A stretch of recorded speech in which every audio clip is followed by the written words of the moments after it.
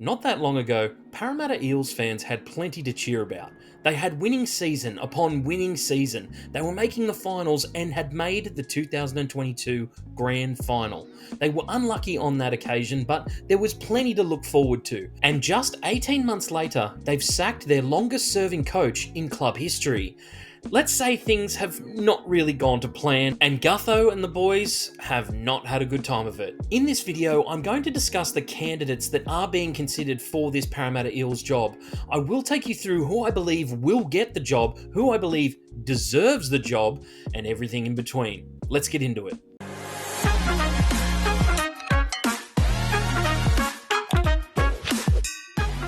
Now, before we get into who's going to be taking up Brad Arthur's mantle, a reminder to like and subscribe to the channel. We bring out so much content each and every week just for you guys, whether it be fantasy, tipping, or general NRL content. I'm sure we have something for you, so make sure that you hit that notification bell to make sure that you don't miss out on any of our latest content. Now, let's get into it. First, to establish a baseline, I'd like to look at the man we are looking to replace, and Brad Arthur has a great record as Parramatta coach. Over his 264 game career as Parramatta coach, he won more games than he lost with a 51% winning rate. I think the finals aspect is the issue here with 4 wins and 8 losses in finals, but the best finish that they did have is that 2022 Grand Final there. The great thing about Brad Arthur's coaching style is he is phenomenal at building a roster. This Parramatta Eels side were struggling when he took over it, and he did a fantastic job to get them into the contenders position that we see them in over the last couple of years. That is why he had 8 winning seasons or 50% or better seasons in his 11 years as Eels coach. And not only did he take it like an absolute champ getting fired, but he seems to have gotten the best out of players like Moses, Gutherson, Dylan Brown, just to name a few. Let's go to a guy who I believe is one of the front runners for this position, and that is Jason Ryles, and he is a current Melbourne coaching coordinator. Jason started his coaching career in the New South Wales State of Origin scene with the under-20s, and that was back in 2012. Since then, he has been at a number of different clubs, most notably Melbourne for a number of years as the assistant coach there from 2016 to 2020. He also has coached at the international level of the game at the junior Kangaroos, plus also working with the England squad as well. With Jason coming into the role, I think what you get is going to be a fresh slate. He is a front rower, and we don't see many front rowers coaching in the game. The other one that I can think of is Todd Payton, but he has a long history of learning from some of the best coaches that we have in the game today in Trent Robinson and Craig Bellamy, and no doubt he would bring that level of not only criticism for the players who need it, but also a level of steel that has seen some of these coaches be extremely successful. And the other positive thing that I think Jason brings to the role is it is a fresh slate for everyone, especially for the Parramatta Eels. I think they want a clean cut. They want to restart everything, hit the reset button, and go with a coach who has not yet coached a single game in the NRL. I think he might have only coached 1 game filling in, and that is it. So I think Jason Ryles is heavily in contention for this role, possibly a 90% fit at this stage. And Santorinis, the chairman for the Parramatta Eels, said that they were open to the idea of putting in a coach who has not coached many games. So I think Jason Ryles is definitely in with a shot. From one inexperienced coach to another, we move on to Josh Hannay, who is currently an Origin coach for Billy Slater in his current setup. Now, Hannay's coaching career has been a bit of a whirlwind. He started in the Queensland Cup with South Logan Magpies and then slowly moved into coaching at North Queensland under Paul Green. And in 2020, he was suddenly thrust into the head coaching role following Paul Green's resignation. He didn't have too much success, let's be honest, but I think that Josh being a club legend, everyone was okay with that decision. And then he also got thrown into a head coaching role when John Morris was sacked at the Cronulla Sharks in 2021. I do feel for Josh in these regards. Like, he was never picked to be the head coach in any of these scenarios, but he took it like a champ. And once again, I do think the same metrics apply with him and Jason Ryles. Although The thing that maybe gives Josh Hannay a leg up in this scenario is he's already had his interview with Parramatta. We do not know how that went at this point in time, but he is definitely being considered for this position. And he also has coaching experience, like head coaching experience. So while it is not the best kind of coaching experience, and I do think that there are some better options out there, Josh Hannay is definitely being considered for this role. From a former Sharks coach to a former Sharks coach, John Morris is the next guy I'd like to speak about on this list. Now, John has a relatively short coaching career compared to the other guys. He only started properly coaching in 2017 with the NYC Cronulla Sharks team. But in his first year taking over the NYC team for the Sharks, they came minor premiers. They didn't necessarily have the greatest finals experience, but it then transitioned into John taking over the Sharks full-time team in the NRL in 2019, where he led them to the finals, finishing 7th. And in his second year as coach, they finished 8th. Now, you think that that would lead to a number of successive years after that, but unfortunately for John and the Sharks, that was not good enough, not considered good enough.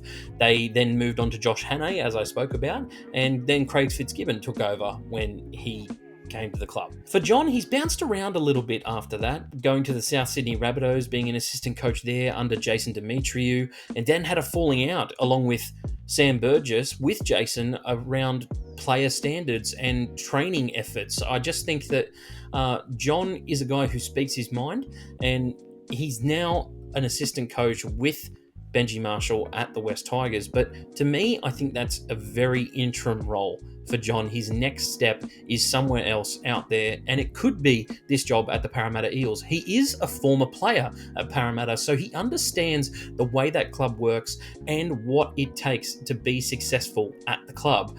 I just think he understands also the aura that they want to present to their fans with that added coaching experience that he has had as a full-time head coach. He's had the ability to be able to impart his ideas and values onto a team and get them into the finals, which right now for Parramatta, I think they would take that at this point in time. So any team that John has coached, he's gotten them to the finals.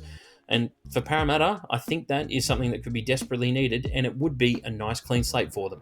The falling out at South Sydney took a number of guys with it, and one of them was this guy, Jason Demetriou. Now, Jason studied under Wayne Bennett, who what you would consider is one of the best coaches to ever coach in the NRL, in rugby league.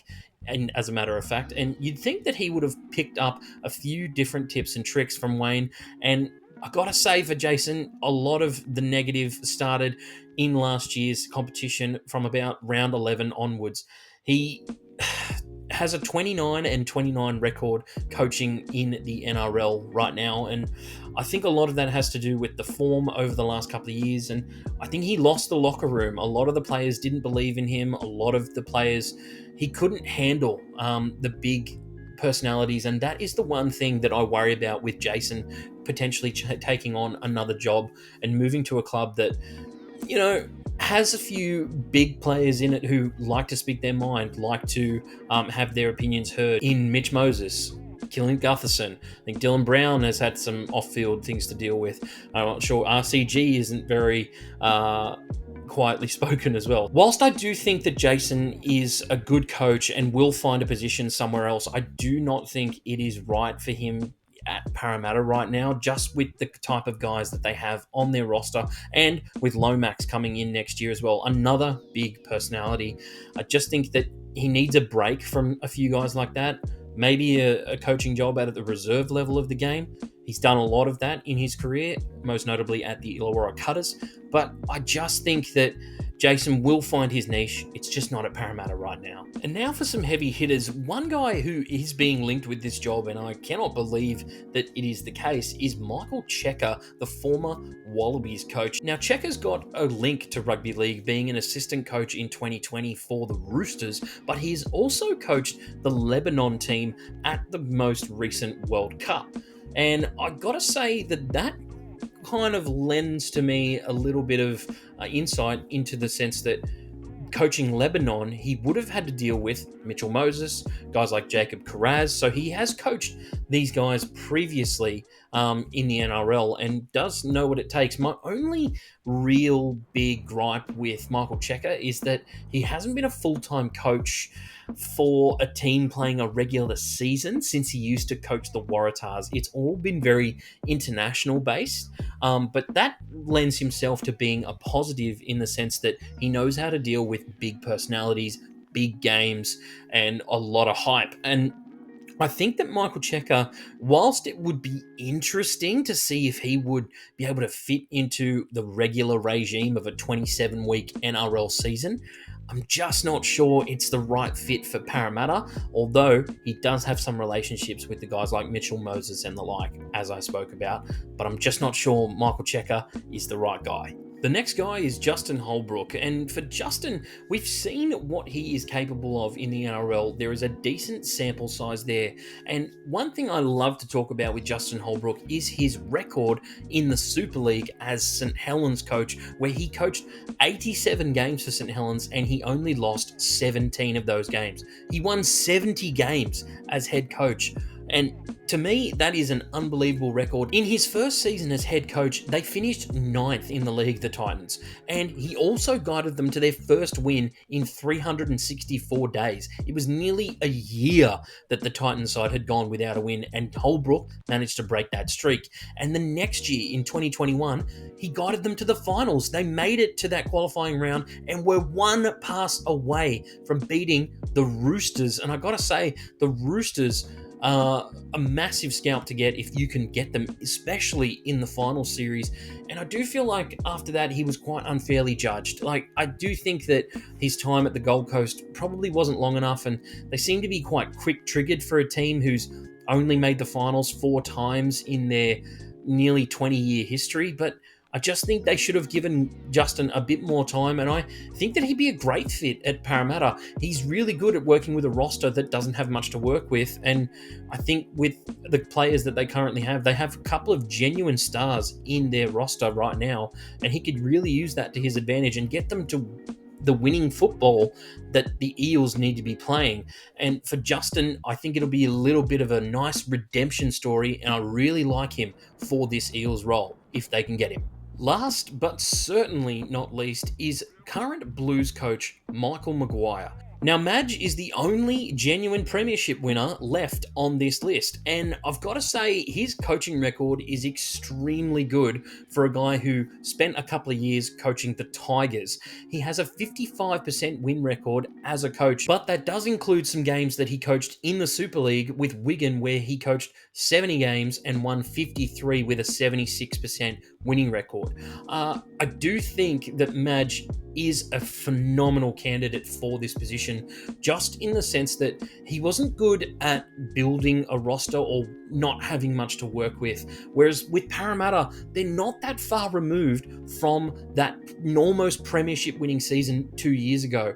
Yes, they have some guys coming off contract next year, and that is probably the biggest turning point that we will see for Parramatta. There will be a lot of roster movement in the next 12 to 24 months, but the core is going to be there, and by the core I mean their spine. Their captain is going to be there.